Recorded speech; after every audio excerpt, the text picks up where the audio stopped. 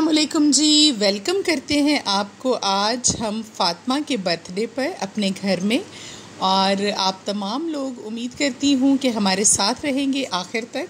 आज की वीडियो में आप देखेंगे कि फ़ातिमा के 3 बर्थडे हमने कैसे सेलिब्रेट किए।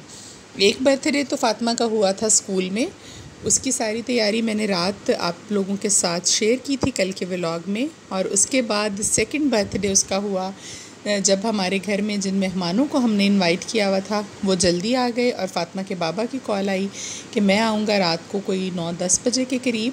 तो फिर सेकंड वाला बर्थडे हम लोगों ने सेलिब्रेट कर लिया था जी उन लोगों के साथ, और सेकंड केक काटा। और फिर रात को जब फ़ातिमा के बाबा आए तो 10 बजे के करीब, 10:30 बजे के करीब, तब फिर हमने थर्ड वाला अपना बर्थडे जो था वो फिर से सेलिब्रेट किया, और तीसरा केक जो है वो हमने फिर काटा। तो इस तरह से फ़ातिमा ने आज बहुत इन्जॉय किया, सुबह से लेकर रात तक उसका बर्थडे ही होता रहा और हम लोग रहे बहुत मसरूफ़। और ये जो पैकिंग्स रात को बनाई थी, ये अभी मैं 9-9:30 बजे के करीब जा रही थी स्कूल में देने के लिए सारा सामान। घर के लिए हमने अलग से सारा सामान बनाया था और स्कूल के लिए मैंने अलग से सारा सामान तैयार किया था। ये बैलून्स वगैरह और गिफ्ट पैक्स मैं सब कुछ देकर स्कूल में कि वो लोग कमरे की डेकोरेशन कर लें। मैं आ गई थी जी केक कलेक्ट करने केक्स एंड बेक्स पर।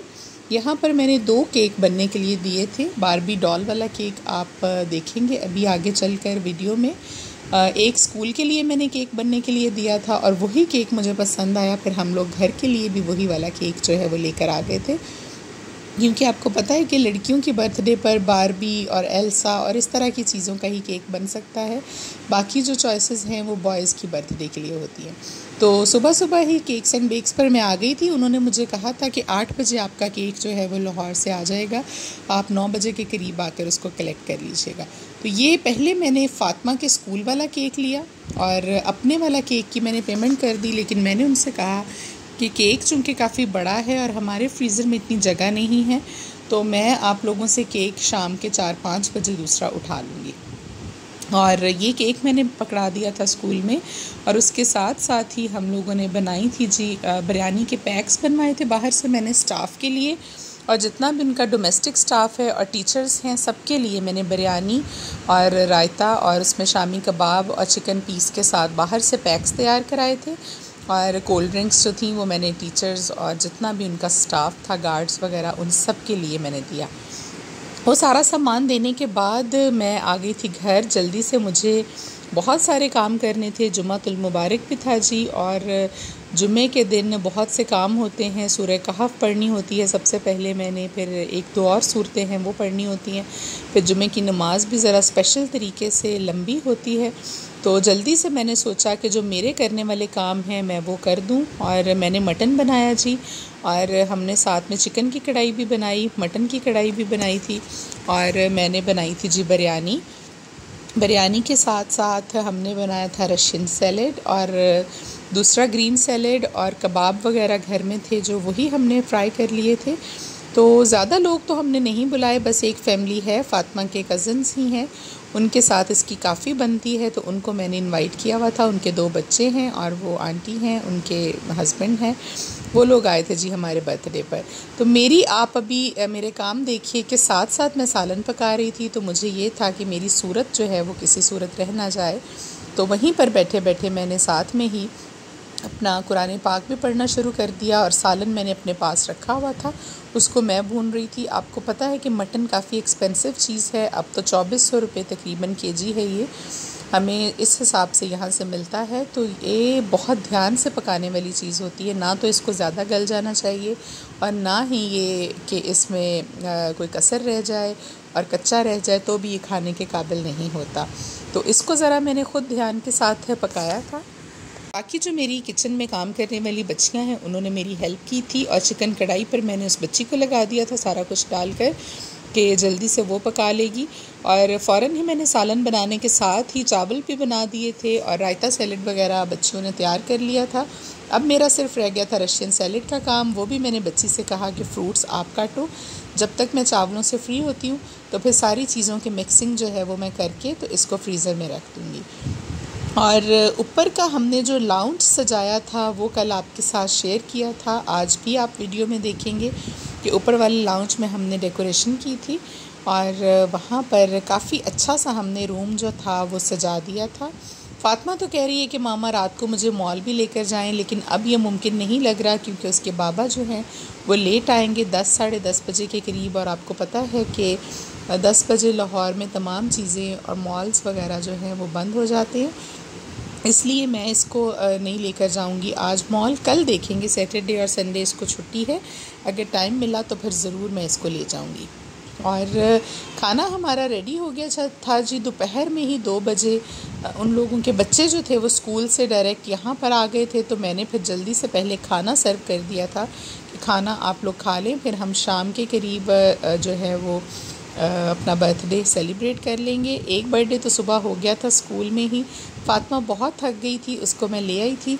जब मैं दोबारा टीचर्स के लिए बिरयानी वगैरह देने गई तो ये फ्री थी, 11 बज चुके थे, तो फिर मैंने ले लिया इसको वहाँ से। ये देखिए जी, सेकंड केक हमारा अब कटने लगा है। हैप्पी बर्थडे फ़ातिमा ऊपर लिखवाया हुआ है। और ये सिंपल सा केक था हमारा, क्योंकि उनके बच्चे स्पेशली इसके बर्थडे के लिए आए थे, तो फिर हम ऊपर तो नहीं गए। वो आंटी कह रही थी कि यहीं पर आप कर लें, तो हमने फिर यहाँ पर भी शाम में ही केक काट लिया और साथ में चाय पी ली, क्योंकि उनको जाना था वापस। और अभी आ गई थी जी गाँव से हमारी गंदुम, आज आ गई थी।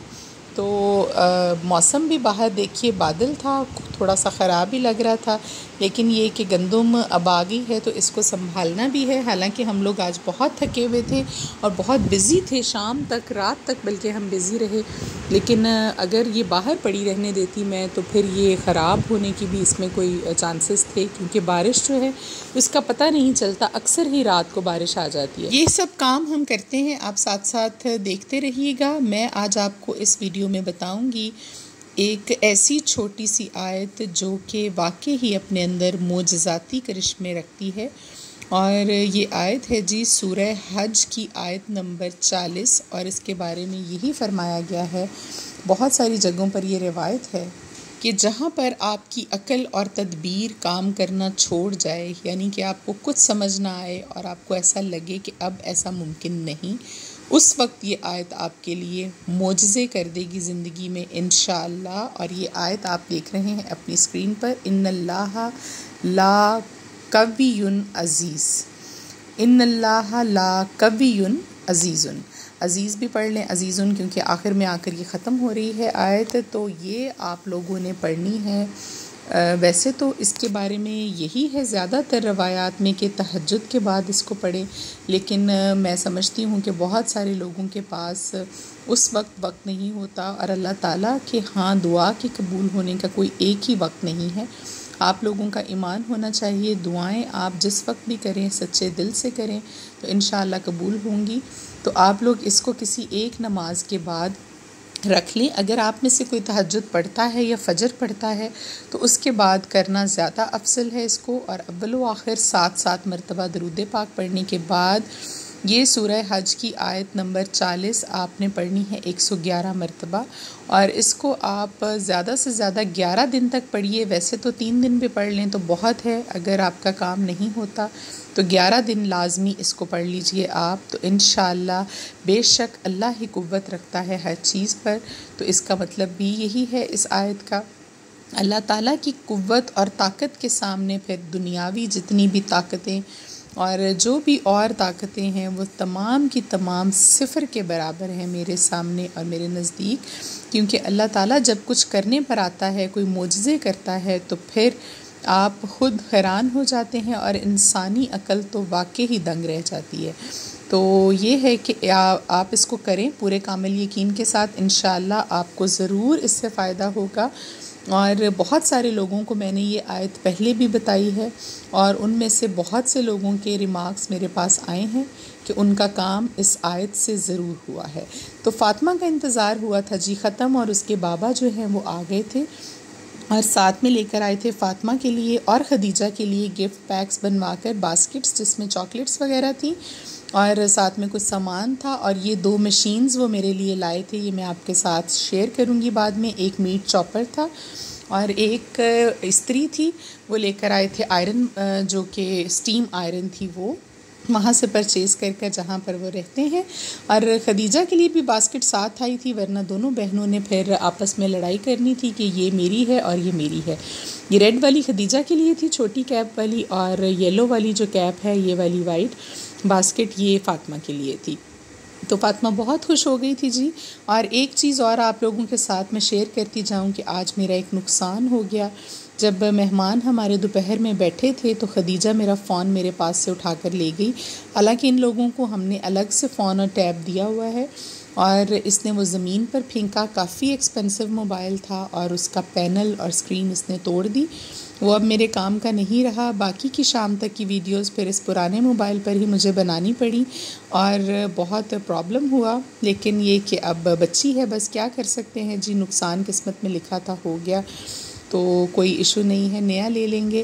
तो अभी हम आ गए थे ऊपर के लाउंज में, और ये बारबी वाला केक जो एक स्कूल में हमने कटिंग किया है, यही एक घर के लिए भी बनवाया था, ये अब करने लगी थी जी फ़ातिमा अपना बर्थडे सेलिब्रेट। और ये इसका तीसरा बर्थडे हो गया आज सुबह से, और बाबा के साथ मिलकर इसने केक काटा, मैंने भी छुरी को साथ में पकड़ा, और फ़ातिमा ने बहुत इन्जॉय किया। हमने सारे बैलून्स फोड़े, इसके ऊपर स्नो की, और बहुत मज़ा किया जी। केक भी बहुत अच्छा था, बहुत मज़े का था। इसके बाद हम लोगों ने चाय पी, और चाय पीने के बाद फिर हमारी इन्जॉयमेंट हुई जी आज के दिन की ख़त्म। तो अपना व्लॉग भी आज हम यहीं पर एंड करेंगे बस जी। इसके बाद तो फिर बच्चों को मैंने सुलाया था, और बर्तन वगैरह हमने समेटे थे जो थोड़े बहुत रह गए थे। और ये डेकोरेशन मैंने इनसे कहा है कि अभी रहने दें 1-2 दिन, फिर बाद में इसको जब बैलून्स वगैरह ख़ुद ब खुद भी फट जाते हैं पड़े पड़े, तो फिर हम इसको समेट लेंगे।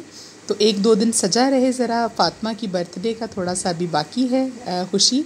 तो अभी फ़ातिमा सोने के लिए लेट गई थी, और खदीजा भी उसके साथ मस्तियाँ कर रही थी। दोनों का टाइम हो गया था जी सोने का।